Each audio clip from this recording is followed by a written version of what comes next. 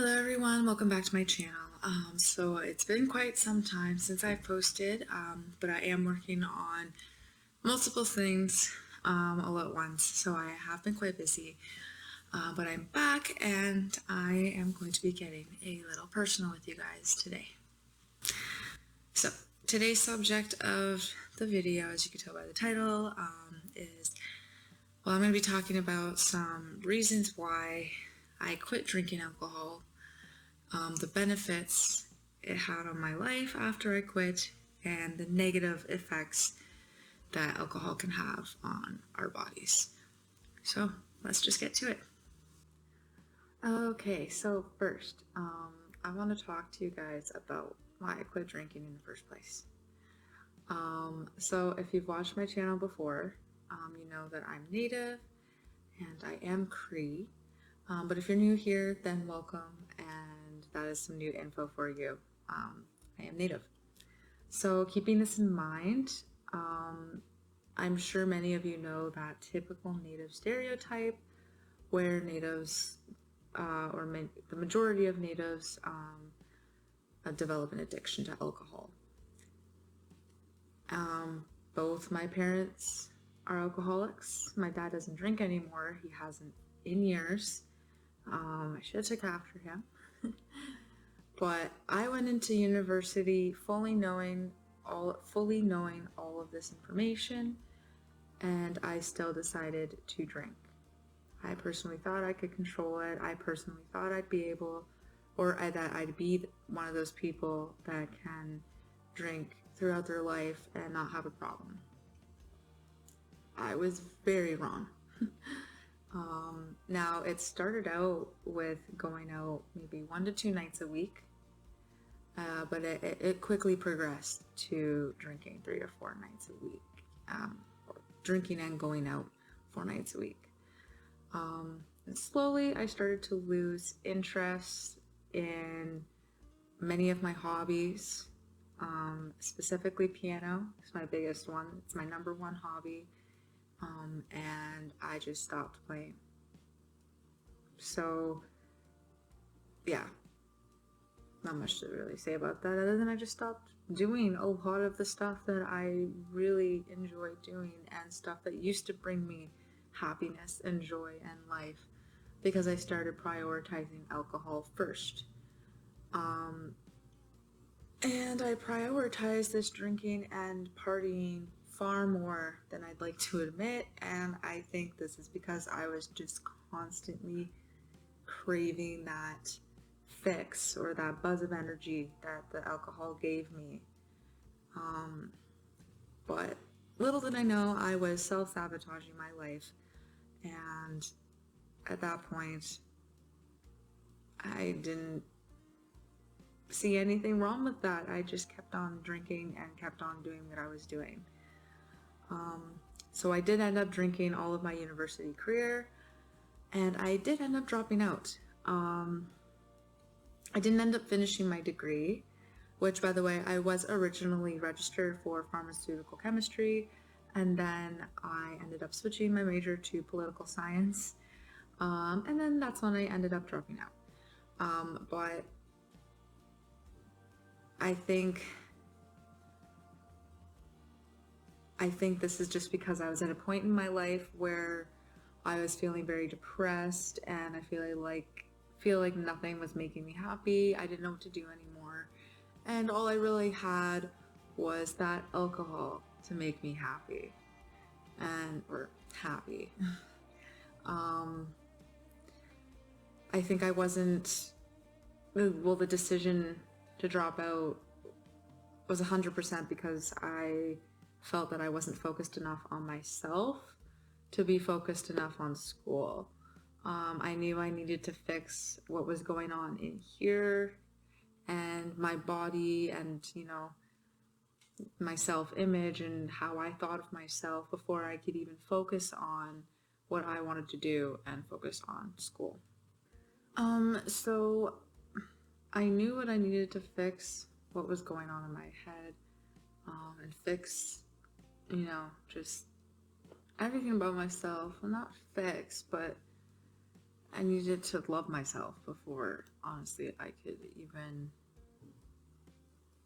focus on my degree or even focus on finishing it or thinking about it, because I had so many negative thoughts about myself that that's all I was focusing on. So it really reflected, and it really started to reflect on my grades in school. And as everyone knows, the stress at university is very, very intense. And I'm sure many of you guys know this, and many of you have gone through this. And, congratulations to those of you who have finished your degrees. Good for you guys. That's awesome. It is tough. It was for me anyway, especially with the alcohol involved. So after dropping out of school, I ended up working full-time at Tim Hortons and part-time teaching piano at night. Now, I was working about 15-hour days at this point, so I was starting to get very, very tired, and reality was starting to kick in. But at this point, I was still trying to keep up with my drinking and trying to keep up with those bad habits of partying and just drinking when I really didn't need to be. But in October of 2019, I started getting so stressed out, and I noticed that I was drinking a lot less and I was going out a lot less. I think this was because I was just very tired from work, and the one day off that I had, or maybe 2 days off in a row, if I had 2 days off in a row, I did not want to go out that night. Even if I had that next morning to sleep in, I did not want to go out. I needed that break. And then that's when I started to realize that, the alcohol and, drinking is getting to me, because, there were still times where I would drink a whole bottle of wine to myself in the shower, and which is very dangerous, by the way, so please do not do that, or please don't drink in the shower, because it's just not safe. I never should have done it, but I was an idiot, so. But long story short, I quit drinking because I was tired of the way it was making me feel. I was tired of the way it was controlling my emotions. I was tired of it controlling my entire life. If I could describe how alcohol made me feel in one word, it would either be lazy or unmotivated. Or angry, even, and frustrated. A lot of those words, they're not really related, but those are some of the emotions I would feel. Now, before I go on and continue here, I just want to say quickly that if you're someone like me, where alcohol, or where you're noticing that alcohol is starting to get in the way of school, work, relationships, or it's at the point where you're consistently blacking out, then you should definitely consider quitting. And try to reach out to a close family member or a close friend that you feel comfortable with to talk about some of these issues. And someone preferably who doesn't drink as well, because then it will be easier, because then you have a friend that will understand what you're going through. And I'm only saying this because there are people out there who don't let alcohol get in the way of their lives, who are completely fine and capable of controlling their emotions and controlling the amount of alcohol they drink through the week. They don't let it get to them. And there's nothing wrong with that. Those people are lucky. Those people are able to know when they should be drinking, know when they shouldn't, and they enjoy a drink here and there. And those people that do continue to drink through the week and on a weekly basis are pretty good at keeping their work and relationships and, school manageable. And I'm not one of those people. So if you're like me and you want to hear me out, then continue watching this video, because I will continue to talk about all the benefits that came from me quitting drinking and what happened after I stopped and all of the accomplishments I have achieved so far.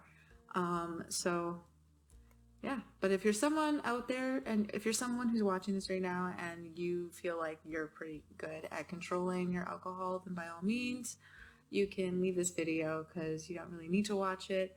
But I will continue to talk about the negative effects that alcohol has on your body, and you will be shocked by some of the facts that I am about to give to you guys. So let's continue. Okay, so we're going to continue on, and I'm going to talk about some of the benefits that came to me in my life after I stopped drinking alcohol. Now, I'm going to get a little personal in some of these stories, but not too much, because I do want to try to keep this short and brief and pretty informative for you guys. Okay, so let's just get to it. First, I stopped doing stupid things. I stopped being dumb. And what I mean by that is I could list a category of things, and I will, because there's many stupid things that people tend to do when they're drunk. And that could be, for me, it was buying things that I would never buy when I'd be sober, eating things I'd never eat when I'd be sober, and saying things I'd never say when I'm sober, and actions that I would never do when I'd be sober. And now I'll go into a little bit of depth here on the buying things. I'm sure some of you can relate to this, the online shopping. There were plenty of nights where I was drinking wine and then just started ordering stuff while I was drunk. And then, I'd wake up the next morning and look at my emails and see these notifications where your Amazon order has shipped, because Amazon's my best friend. And yeah, very, very unhealthy. So, when I quit drinking, I stopped doing that. So then I started saving some money on stuff that, from shit I was buying that I didn't need. Right? And some of the stuff that I'd buy, don't even know. So next we can go into the eating things that you would never really eat. And this goes hand in hand with weight loss, but that is another one thing that I have already discussed on my channel. And alcohol was definitely that last piece of the puzzle that was keeping me from my goals. After I quit drinking, I lost like an extra 25 to 30 pounds. So drinking was definitely keeping me from losing weight, in a sense that I would, get those munchies where I would just get so hungry and I'd order food and I'd eat just a bunch of crap that I never would normally put into my body, because I know it's bad for me and I know I'm going to gain weight if I continue to eat like that. So, and then, the same things and actions you would never do if you were sober. And that kind of goes hand in hand with some anger management control on my end, because alcohol just kind of, what's the word I'm looking for?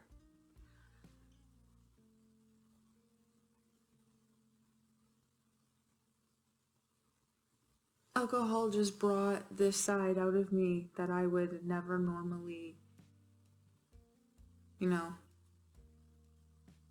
to that extent and intensity ever do. And it took me a while to recognize this, and that is the number one reason that I quit, I think, as well. It's the number one main little tiny reason. But the whole, I didn't like how alcohol made me feel, because it made me feel angry most of the time. It made me feel frustrated. It made me feel just angry. Angry at myself, angry at the world, angry at anyone who disagreed with my opinion. And sober me knows how to just rationalize and, be logical with people like that and just like, okay, well, that's your opinion. But, drunk me and blackout me even, because it doesn't take a lot for me to get drunk, has no sense of control over the things I would say or the actions that I would do. And, sometimes even in the mornings, most of the time actually, in the mornings, I would not remember anything that I had said or did because the alcohol. So a few other benefits that kind of happened that I noticed happened after I quit drinking was I started getting way better sleep. Now I'm someone whose mind is like constantly, and sometimes at night when I'm laying there, it is very hard for me to fall asleep. Now, as some of you know, I do smoke weed. It's kind of funny that I'm doing an alcohol video and I do smoke weed, and yes, I know that. And the one thing I will quickly say about that is I am smoking weed consistently, and I have never been more productive, more motivated, more accomplished in my life over the past 4 months than I ever did when I was drinking alcohol. I can say that I was smoking weed when I was drinking alcohol at the time, but now that I am just smoking weed and that's the only drug I touch now, I still get my shit done. So at the end of the day, it's about your mindset. The weed was not holding me back. The alcohol was holding me back. And as soon as I ditched the alcohol, my life got so much better. Just a quick note there. And that kind of goes on with the better sleep. I was more motivated in the mornings. I had more energy to do stuff. And I wasn't waking up hungover and groggy and feeling just so gross from the night before and feeling disgusted by myself for not even remembering most of the events that occurred the night before. Yeah. So another benefit is that I started to have a healthier mindset. So the more that the months went on into this journey of not touching alcohol, which is extremely hard, but it is very easy if you put yourself in a situation where there's no alcohol around you, which is what I did. And I just started to develop this healthier mindset of who I am, who I want to be, what I want to accomplish. I had a clearer mind. It made me think clearer. I was able to start to clearly think about what I wanted to do. And here I am doing what I want to do and trying to accomplish things that I never would have dreamed of 2 years ago. So yeah. And then another benefit that came from quitting drinking was increased productivity. And that goes again hand in hand with the motivation thing. I wasn't spending my nights out drinking. I wasn't, spending 2 hours getting ready to go out and then an hour pre-drinking or 2 hours pre-drinking and playing games and then going out. Like, I wasted so much time that I could have been spending to progress my goals and accomplish things for myself and share my knowledge with people like you and, be helpful to the world instead of getting wasted every night and not contributing to society. So it for sure increased my productivity, and it is to this day, as you can see. Yeah.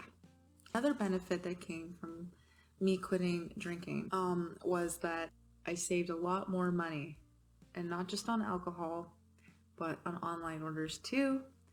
And here's the big one, and the next one I'm going to talk to you guys about, and drugs. Yeah. So, and by the way, just imagine the money you'll save if you stop drinking today. Just imagine it.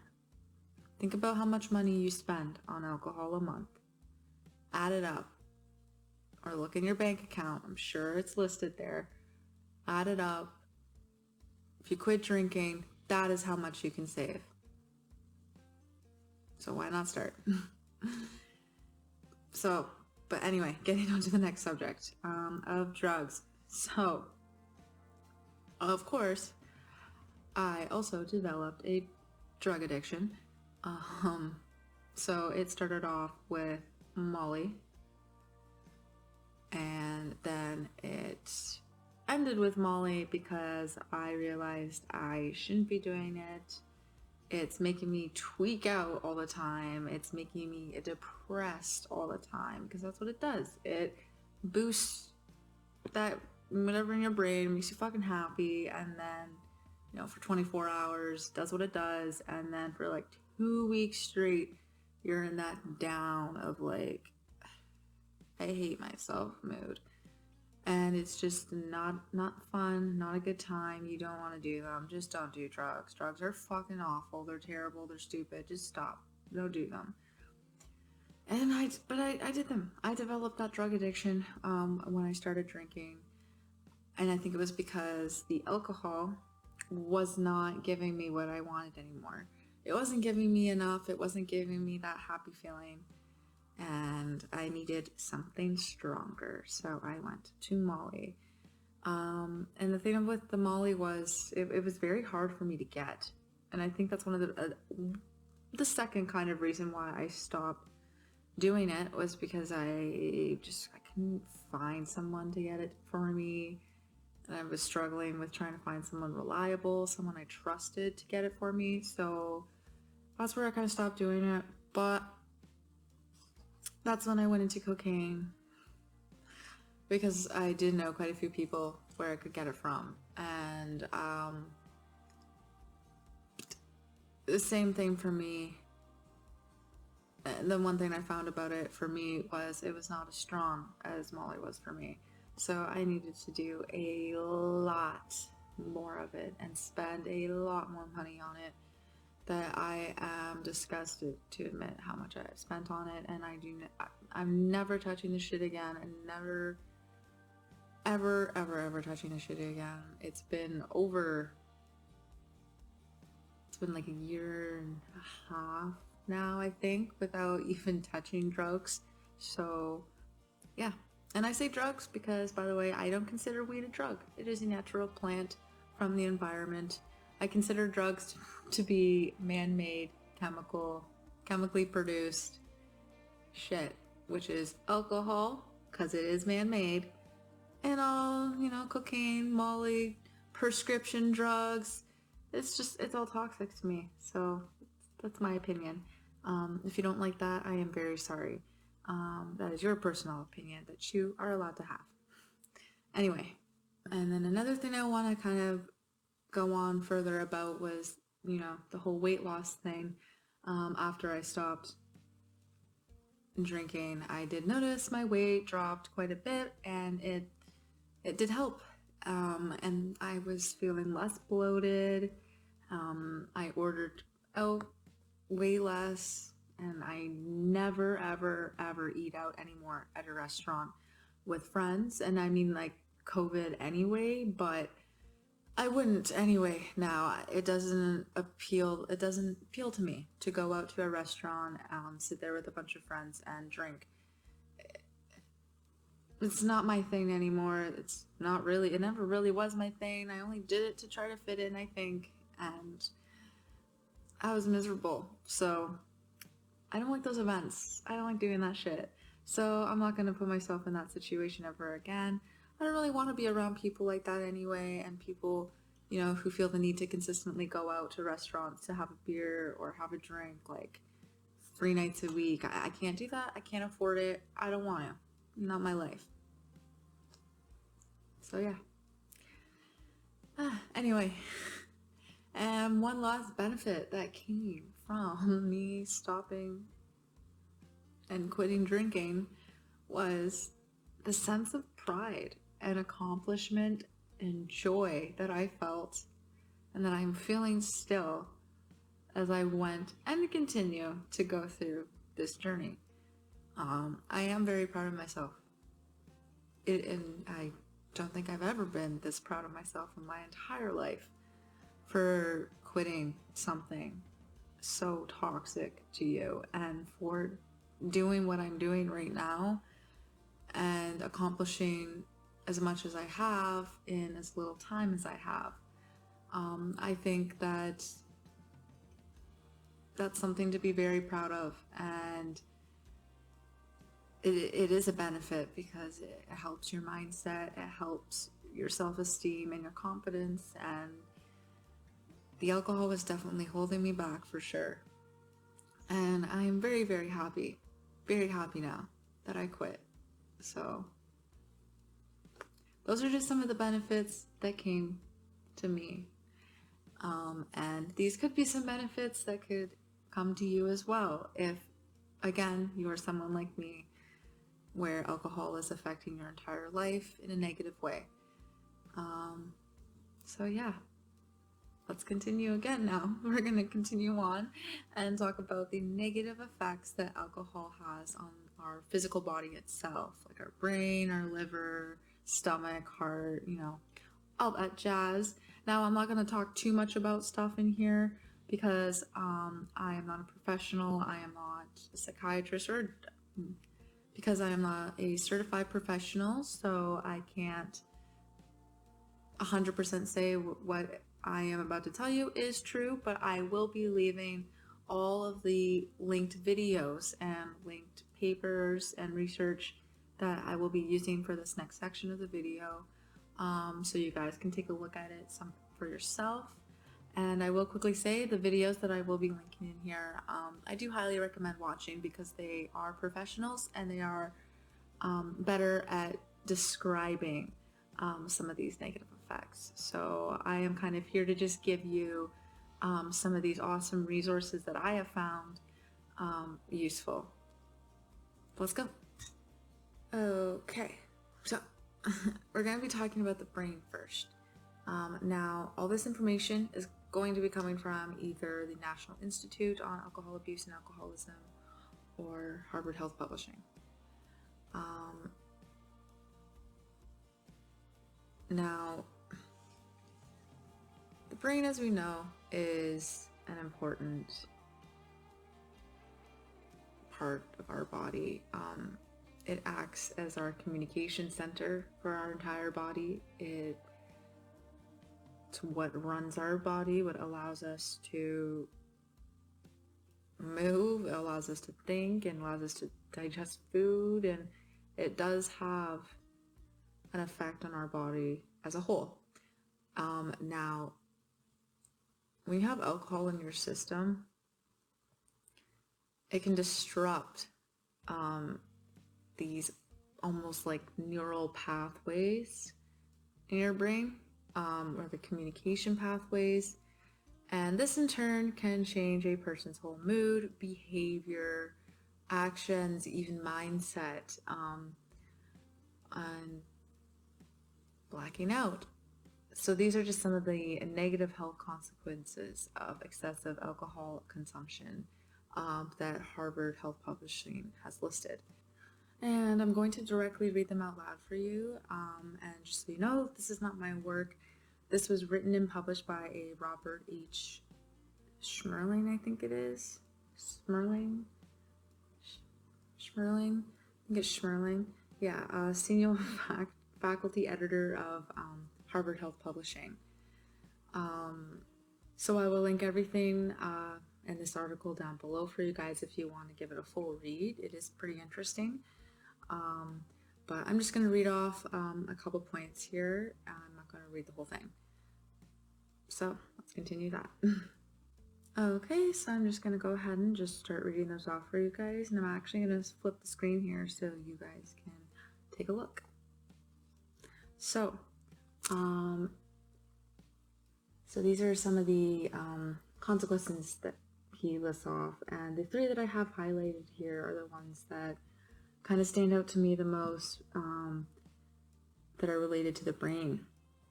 And it says a higher risk of injury, especially from drunk driving and falls. Homicides and suicides are also often alcohol related. And then he goes on to say here that lapses in judgment. So, for example, people who are drunk may engage in risky sexual behavior or use other drugs.